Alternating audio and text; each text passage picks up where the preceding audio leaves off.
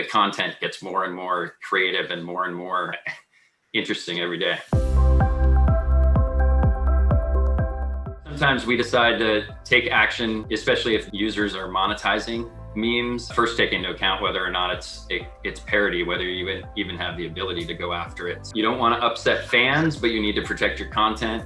But some of these memes and videos are garnering free publicity for you.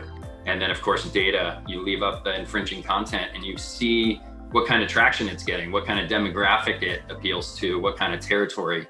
Brand can't always be looked at as the bad guy enforcing your IP rights. You have to have an adaptable approach. So I think we'll see that more and more going forward in the companies that are most innovative. When a consumer creates a meme and posts it to Facebook or Instagram, their fair use analysis is different from when a for-profit corporation then takes that meme and repost it. Think about some of the legal consideration. If you see an interesting TikTok video or Instagram photo that your client wants to use, the very first question is, do you need a license?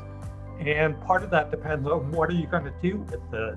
Not only are platforms incentivized to make sure that the best stuff rises to the top, because that reinforces engagement, they are balancing the interests of free speech and user expression and the free flow of information against the potentially harmful aspects that rights holders might complain about. There's been a big increase in the focus on safety.